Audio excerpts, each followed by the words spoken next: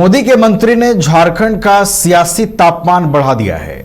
केंद्रीय राज्य मंत्री रामदास अठावले ने झारखंड आकर एक ऐसा बयान दिया है जिससे यहां का जो सियासी पारा है वो हाई हो गया है। आपको बता दें कि मोदी सरकार में सामाजिक न्याय और अधिकारिता राज्य मंत्री और रिपब्लिकन पार्टी ऑफ इंडिया के राष्ट्रीय अध्यक्ष रामदास अठावले के एक बयान से झारखंड की सियासत में हलचल है। दरअसल केंद्रीय मंत्री अठावले ने झारखंड के मुख्यमंत्री हेमंत सोरेन को एनडीए में आने का निमंत्रण दे दिया है। अठावले ने कहा है कि झारखंड के मुख्यमंत्री हेमंत सोरेन अगर सच में राज्य की जनता और आदिवासियों की सेवा करना चाहते हैं तो वो कांग्रेस को छोड़कर एनडीए के साथ आ जाएंगे। उनके इस बयान के क्या कुछ मायने हैं और सियासी हलचल राज्य में कितना बढ़ा हुआ रहेगा, इसको समझेंगे। हमारे साथ हमारे वरिष्ठ सहयोगी राकेश रंजन जी भी स्टूडियो में हैं। रंजन जी, अठावले का ये बयान आपने भी सुना और जब से वो बयान आया है राज्य में सियासी पारा हाई है, जेएमएम कांग्रेस सबकी प्रतिक्रिया आ रही है, क्या मायने समझे उनके बयान के?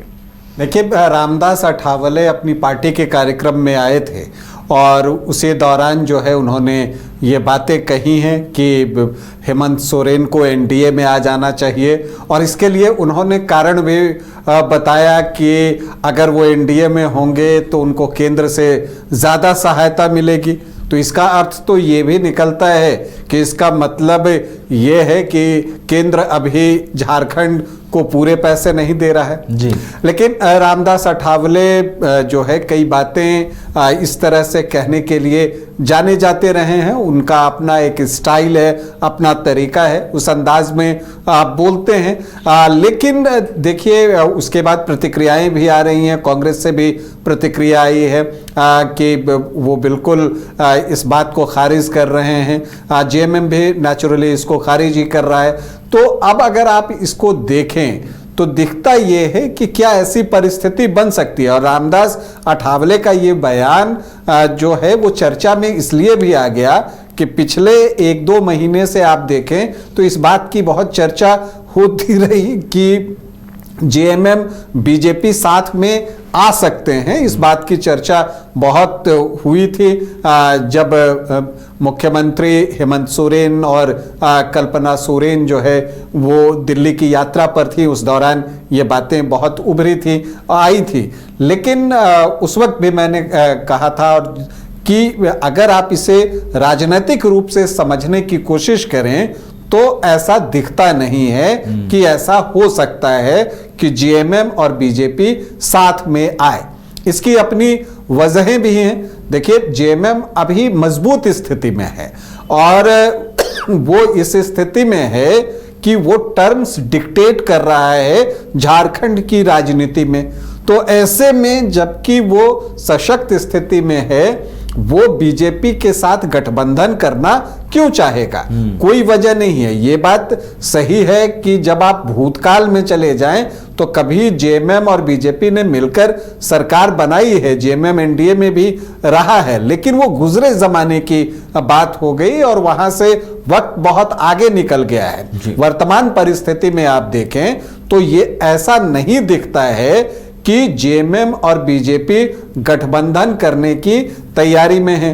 और प्लस आप ये भी देखें कि ऐसा भी है कि जेएमएम कई मुद्दों पर बीजेपी पर हमलावर है और बीजेपी कई मुद्दों पर जो है वो जेएमएम पर हमलावर है। नए नए अध्यक्ष बने आदित्य साहू भी जेएमएम को घेरते हुए दिख रहे हैं। तो इन चीजों को आप देखें तो लगता तो ऐसा ही है कि रामदास अठावले का ये व्यक्तिगत विचार है और उन्होंने इस बात को रख दिया। एनडीए से उन्होंने इस बारे में कुछ पूछा हो ऐसा दिखता नहीं।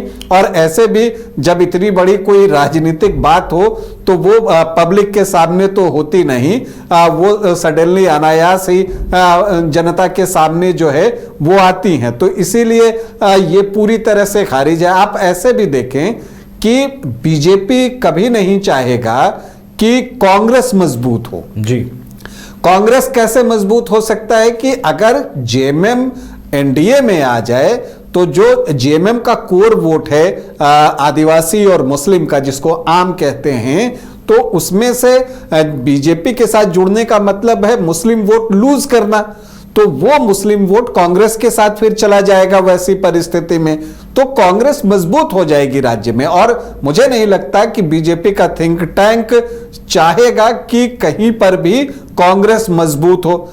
और जेएमएम दूसरी तरफ यह सोचेगा कि अगर उसे मुस्लिम वोट लूज करना पड़े तो वो क्यों जाए बीजेपी के साथ। उसका एक अपना कॉम्बिनेशन है जो कि उसको दोबारा सत्ता में लेकर आया है, तो वो भी नहीं चाहेगा कि वो एनडीए में जाकर अपना जो उसका वोट हो गया है उसको वो गंवा दे और एक स्थान रिक्त कर दे, क्योंकि एनडीए में जाने का मतलब वो एक पक्ष हो जाता है। अभी जो दो पक्ष जिसमें राज्य में राजनीतिक लड़ाई है वो एक तरफ बीजेपी है तो दूसरी तरफ जेएमएम है। यहां पर कांग्रेस जो है वो त्रिकोण बनाता है, वो एक सहयोगी के तौर पर जो है जेएमएम की तरफ दिखता है। अगर जेएमएम इस तरफ आ जाए तो तुरंत कांग्रेस वर्सेस बीजेपी हो जाएगा और फिर जेएमएम पीछे छूट जाएगा। तो इसलिए राजनीतिक समझ के अनुसार अगर आप देखें तो ये चीजें वर्तमान परिस्थिति में तो बिल्कुल नहीं हो सकती हैं। और मुझे नहीं लगता